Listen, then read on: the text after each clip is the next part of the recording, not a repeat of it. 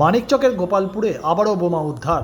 একটি দুটি নয়, পরপর 14টি বল বোমা উদ্ধার করল মানিকচক থানার পুলিশ ও বম্ব স্কোয়াড। শনিবার বিকেল নাগাদ মানিকচকের গোপালপুর অঞ্চলের এলাহিটোলা এলাকার বাঁধ সংলগ্ন এলাকায় এই বোমাগুলি উদ্ধার হয়। এই বোমা উদ্ধারের ঘটনায় রীতিমতো চাঞ্চল্য ছড়িয়েছে এলাকায়। তবে কোথা থেকে এবং কিভাবে এলো এই বোমাগুলি তা নিয়ে তৈরি হয়েছে ধোঁয়াশা। ইতিমধ্যে ঘটনাস্থলে পৌঁছেছে মানিকচক থানার পুলিশ ও বম্ব স্কোয়াডের বিশেষ দল। তবে যে সমস্ত বোমাগুলি উদ্ধার হয়েছে তা সমস্তটাই নিষ্ক্রিয়।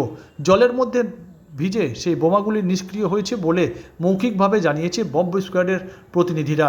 তবে ঘটনার পূর্ণাঙ্গ তদন্ত ইতিমধ্যে শুরু করেছে মানিকচক থানার পুলিশ। কে বা কারা এই বোমাগুলি রেখেছে বা কারা জড়িত রয়েছে সেই সমস্ত দিক খতিয়ে দেখছে।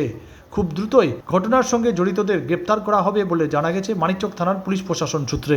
অন্যদিকে এই বোমা উদ্ধারের ঘটনায় আবারও আতঙ্কের পরিবেশ সৃষ্টি হয়েছে। পুলিশ প্রশাসনকে কঠোর পদক্ষেপের আবেদন জানিয়েছে এলাকাবাসীরা। থাকি সামনকার ওই চুয়ারটাতে আজকে এসছি। আসার 2টার পর থেকে শুনছি যে এখানে আসলাম, তো লোকজন দেখে আমি এখানে আসলাম, শুনতে পাচ্ছি যে এখানে নাকি যে বম রাখা হয়েছে। আর কারা রেখেছে সেটা আমার জানা নাই, কে রেখেছে না রেখেছে সেটা। বোম কি উদ্ধার হয়েছে? হ্যাঁ, উদ্ধার হয়েছে। কতটা সংখ্যা জানা আছে? ওটা শুনছিল প্রায় 10-12টার মতন বোম উদ্ধার হয়েছে। হ্যাঁ, সেটা আমি দেখিনি, আমি দূর থেকেই দেখলাম। জনগণ যেখানে ছিল ওখানে আমি দাঁড়িয়েছি। এই যে কোন এলাকায় উদ্ধার হয়েছে? কোন এটা এলাকা? হলো গোপালপুর এলাহিটোলা। এটা আতঙ্কর ব্যাপার যে ছেলে পিলে অনেক কেউ আছে রাস্তাঘাটে ঘাস টাস কাটছে, এটা সবাই আতঙ্কতেই আছে।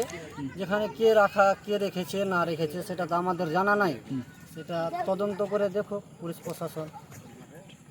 Bureau news Bangla Times.